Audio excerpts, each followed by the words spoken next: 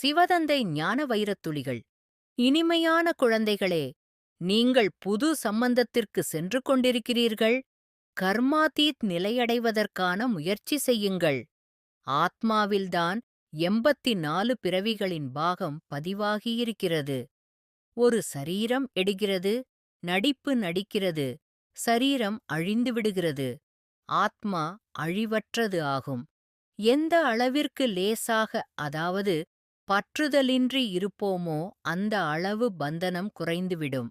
உங்களது தாய், தந்தை மற்றும் அனைத்துமாக இருப்பவர் அவர் ஒருவர்தான்.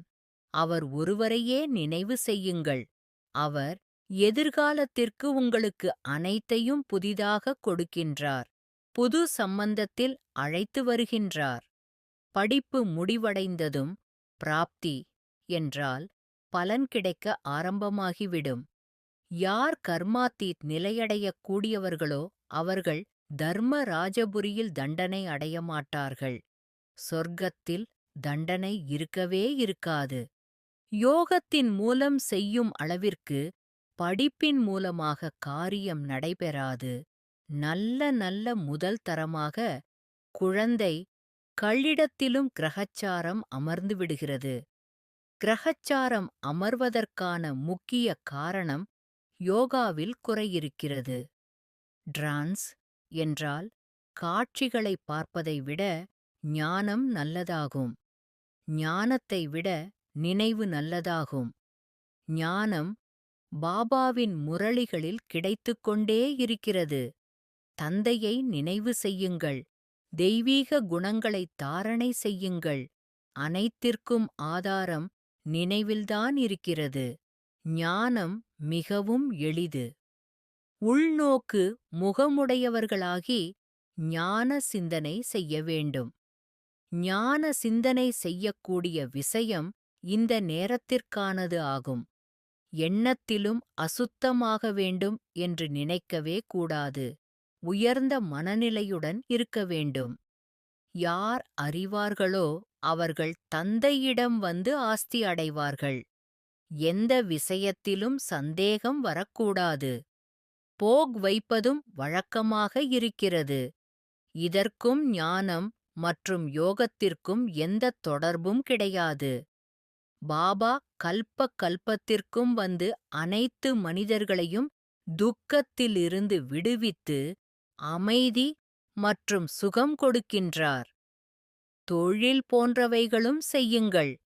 கைகளினால் காரியங்கள் செய்தாலும் உள்ளம் தந்தையின் நினைவில் இருக்க வேண்டும். நீங்கள் ஆத்மா, ஆத்மாதான் சரீரத்தின் மூலம் பேசுகிறது. ஆத்மாதான் ஞானம் கொடுக்கிறது. ஆத்மாதான் தாரணை செய்கிறது. நினைவு செய்த உடனேயே ஒரு நொடியில் துணையின் அனுபவம் ஏற்படுகிறது. தந்தையை முன்னால் கொண்டு வந்துவிடும் பொழுது, சுயஸ்திதியில் நிலைத்து விடும் பொழுது, எப்பேற்பட்ட நிலைமையும் மாற்றமாகிவிடுகிறது. சிவதந்தை தந்த வரதான நினைவின் பிராப்தி. Manifestation of this day. ஓம் சாந்தி. இனிமையிலும் இனிமையான ஞானக்கடல் எனது தந்தையும் ஆசிரியரும் சத்குருவுமான சிவபாபாவுக்கு அன்பு நினைவுகள், வணக்கங்கள்.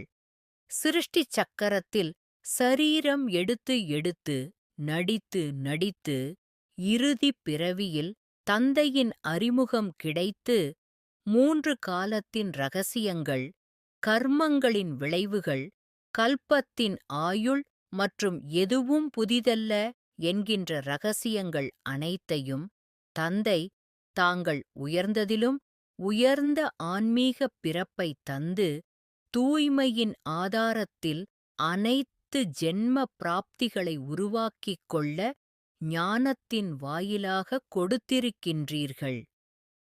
உலகாய பற்றுதல்களை நீக்கி மிகவும் லேசான தன்மையில் ஆத்மாவாகிய நான் ஆன்மீக பயணத்தில் இருக்கின்றேன்.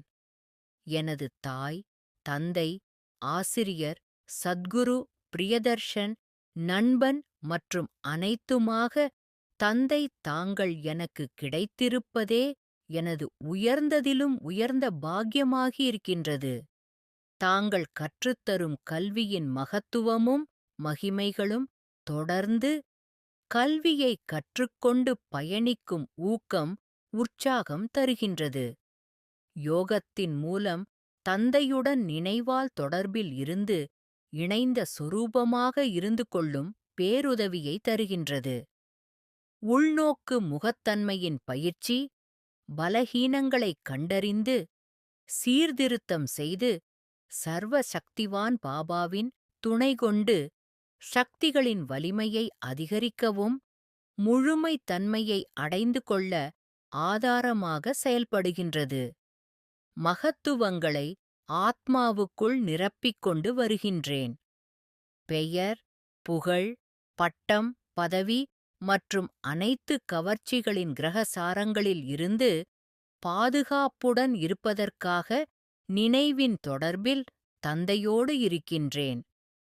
தந்தை துணையின் அனுபவத்தை அன்பின் ஆழத்தில் கொண்டு சென்று உணர்கின்றேன். எல்லா காரியங்களிலும் தந்தையின் சம்பந்தங்கள் ஒன்றே முன்னிலையில் இருப்பதால் சுயஸ்திதியில் நிலைத்து அனைத்தையும் பரிவர்த்தனை செய்வது எளிதாக இயல்பாக நடைபெற்றுக் கொண்டிருக்கின்றது. ஒரு நொடியில் சுயமாத்மா தனது சொரூபத்தில் ஆத்மீக ஜோதி ஸ்வரூபத்தில் வந்துவிடுகின்றது. கர்மங்களில் ஈடுபடும் சமயம் ஆத்மா நான் நிமித்தமான உயர்ந்த கருவி என்பது மட்டுமே மனம் புத்தியில் உள்ளது.